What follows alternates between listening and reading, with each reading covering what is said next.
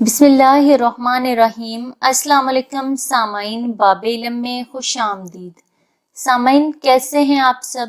میری دعا ہے کہ اللہ کے فضل و کرم سے آپ سب ہمیشہ خوش و خرم رہیں، شاد و آباد رہیں، آمین۔ سامعین، حضرت انس رضی اللہ تعالی عنہ فرماتے ہیں کہ رسول پاک صلی اللہ علیہ وآلہ وسلم نے دعا فرمائی، اے اللہ ہمارے لیے رجب اور شبان میں برکت عطا فرما اور ہمیں رمضان کے مہینے تک پہنچا۔ اسلامی سال کا 8واں مہینہ شبان معظم نفلی روزوں اور عبادات کے لیے انتہائی فضیلت والا ہے۔ اس ماہ کی فضیلت کی وجہ یہ معلوم ہوتی ہے کہ اس مہینے میں ماہ رمضان کے روزوں، تراویح اور دیگر عبادات کی تیاری کا موقع ملتا ہے۔ حضرت انس رضی اللہ تعالی عنہ بیان کرتے ہیں کہ رسول پاک صلی اللہ علیہ وآلہ وسلم سے پوچھا گیا کہ رمضان کے بعد سب سے افضل روزہ کون سا ہے؟ تو آپ صلی اللہ علیہ وآلہ وسلم نے ارشاد فرمایا، شبان کا، جو رمضان کی تیاری کے لیے یا رمضان کی تعظیم کے لیے رکھا جائے۔ رمضان المبارک کے استقبال اور عبادت کی تیاری ہی کی وجہ سے حضرت محمد صلی اللہ علیہ وآلہ وسلم نے اس مہینے میں خیر و برکت کی دعا فرمائی ہے۔ حضرت عائشہ صدیقہ رضی اللہ تعالی عنہا فرماتی ہیں، میں نے نہیں دیکھا کہ آپ صلی اللہ علیہ وآلہ وسلم کسی مہینے میں شبان سے زیادہ نفلی روزے رکھتے ہوں۔ اس کے ساتھ ہی ساتھ حضرت ابو ہریرہ رضی اللہ تعالی عنہ سے روایت ہے کہ رسول پاک صلی اللہ علیہ وآلہ وسلم نے ارشاد فرمایا، یعنی جب آدھا شبان باقی رہ جائے تو پھر روزے مت رکھو۔ علماء کرام نے اس کا مطلب یہ بیان کیا ہے کہ اس حدیث شریف میں ممانعت ان لوگوں کے لیے ہے جن کو روزہ کمزور کرتا ہے۔ ایسے لوگوں کو یہ حکم دیا گیا کہ نصف شبان کے بعد روزے مت رکھیں بلکہ خوب کھائیں پیئیں، طاقت حاصل کریں تاکہ رمضان المبارک کے روزے قوت کے ساتھ رکھے جا سکیں اور تراویح اور دیگر تمام عبادات بہت اچھے طریقے سے ادا کی جا سکیں۔ سامعین، حضرت عائشہ صدیقہ رضی اللہ تعالی عنہ فرماتی ہیں، میں نے ایک رات نبی کریم صلی اللہ علیہ وآلہ وسلم کو اپنے بستر پر نہ پایا تو میں آپ کی تلاش میں نکلی۔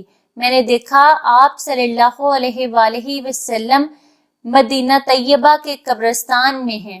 آپ صلی اللہ علیہ وآلہ وسلم نے مجھے دیکھ کر ارشاد فرمایا، کیا تو یہ اندیشہ رکھتی ہے کہ اللہ اور اس کا رسول تیرے ساتھ ناانصافی کرے گا؟